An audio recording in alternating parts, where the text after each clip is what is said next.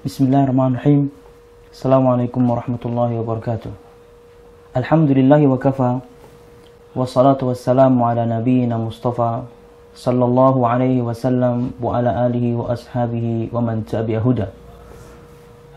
Alhamdulillah, segala puji syukur mari kita panjatkan kepada Allah Subhanahu wa taala. Kemudian salawat serta salam semoga selalu tercurahkan kepada junjungan besar Nabi kita Muhammad sallallahu alaihi wasallam, juga beserta para sahabatnya, juga keluarganya, dan segenap kaum muslimin yang selalu berpegang teguh dengan Islam ila yaumil qiyamah. Al-musyahidun al-kiram, para pemirsa rahimakumullah, para sahabat Nabi Muhammad ridwanullahi alaihim jami'an adalah orang-orang yang paling berjasa untuk Islam ini. Karena siapapun di antara kita tidak pernah akan tahu apa itu Islam kecuali melalui jasa para sahabat Nabi Muhammad ridwanullahi alaihim jami'an. Dan pada kesempatan ini saya ingin menyampaikan beberapa faedah tentunya ilmiah bagaimana perhatian para sahabat Nabi ridwanullahi alaihim jami'an terhadap sunnah-sunnah Nabi Muhammad sallallahu alaihi wasallam.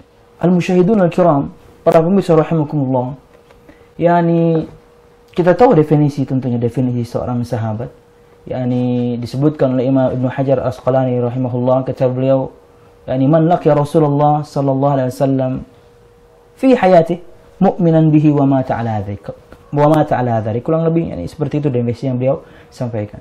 Orang yang bertemu dengan Nabi Muhammad SAW ketika beliau masih hidup, ketika Nabi Muhammadnya masih hidup, mu'minan bihi, dan dia beriman kepada Nabi Muhammad SAW, wa mata ala dzalik, dan meninggal dalam keadaan beriman. Inilah seorang sahabat.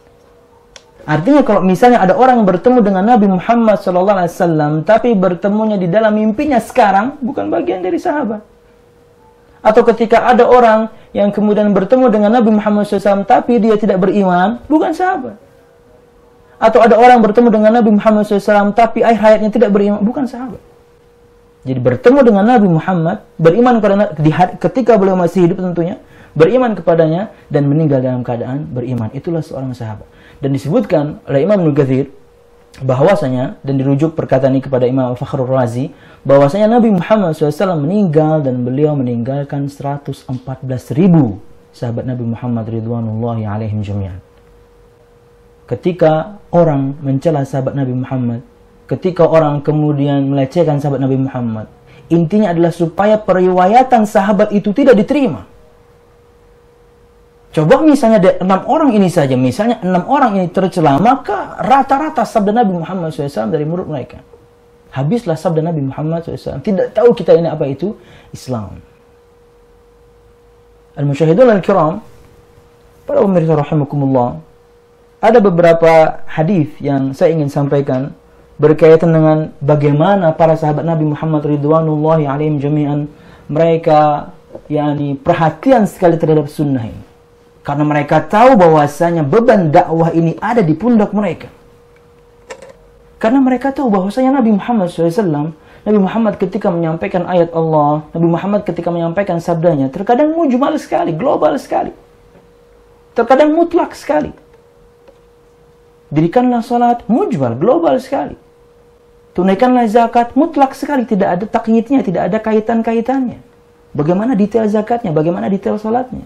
Maka para sahabat ini, di antara bentuk perhatian mereka, mereka tahu bahwasanya mereka harus menuntut ilmu ini detailnya dari Nabi Muhammad sallallahu alaihi wasallam. Bahkan kita tahu bahwasanya banyak para sahabat dari tempat-tempat yang jauh sekali mengirim utusan-utusan untuk menuntut ilmu pada Nabi Muhammad SAW. Karena mereka tahu bahwasanya Allah Subhanahu wa taala berfirman, "Inna anzalna ilaika dzikra litubayyana lin-nasi ma nuzzila ilaihim wa la'allahum yatafakkarun." Sesungguhnya kami telah turunkan kepada Muhammad az-zikra ini, Al-Quran ini, litubayyina lin-nas, supaya kamu menerangkan kepada manusia. Mereka tahu itu, para sahabat tahu itu, bahwasanya Nabi Muhammad ini yang menerangkan Al-Quran. Makanya kita harus menuntut ilmu pada Nabi Muhammad.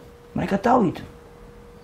Bahkan tentunya sangat perhatian para sahabat Nabi Muhammad kepada Nabi Muhammad SAW.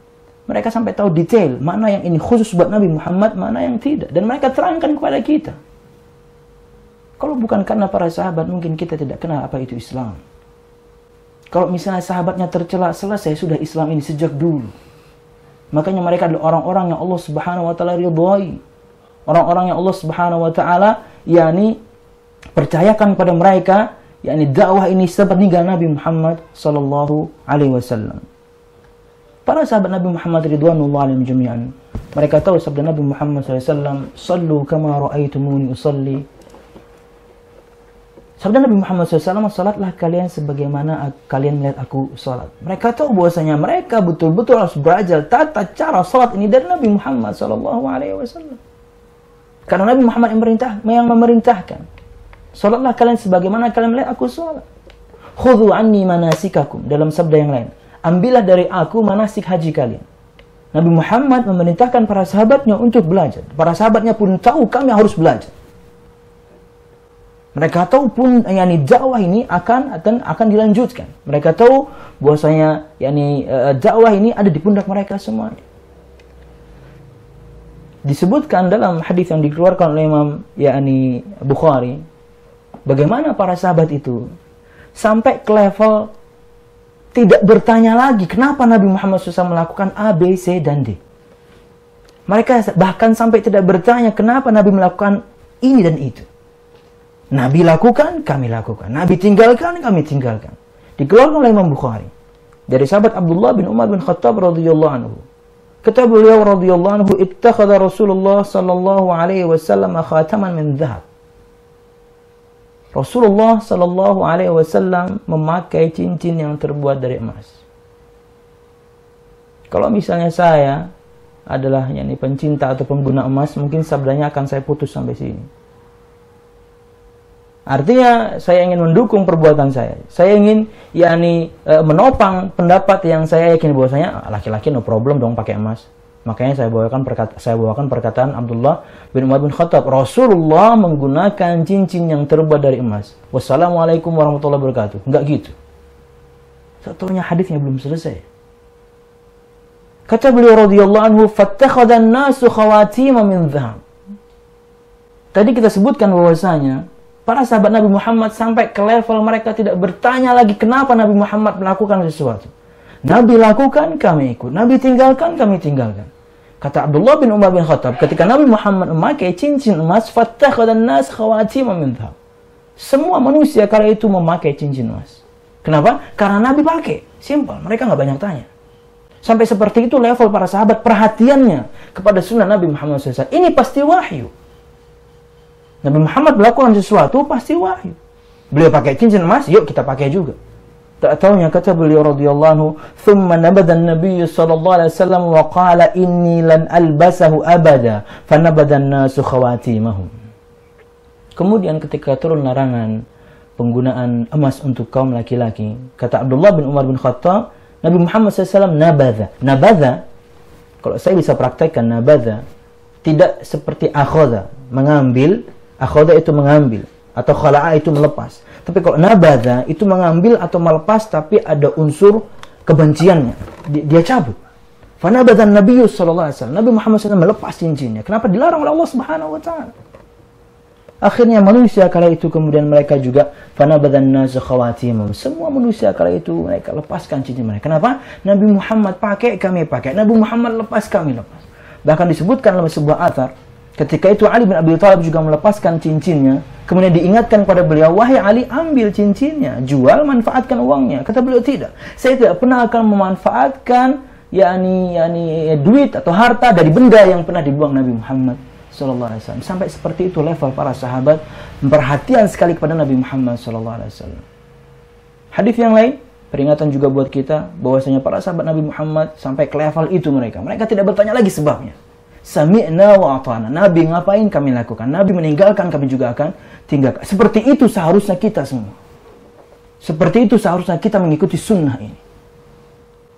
Siapapun di antara kita misalnya yang membaca keterangan Syekh Muhammad bin Shalih Al-Utsaimin, beliau juga seperti itu menyampaikan. Di antara bentuk atau di antara dalil kita beriman pada Nabi Muhammad SAW, yakni melakukan yang beliau perintahkan, meninggalkan yang beliau larang tanpa banyak tanya kepada beliau.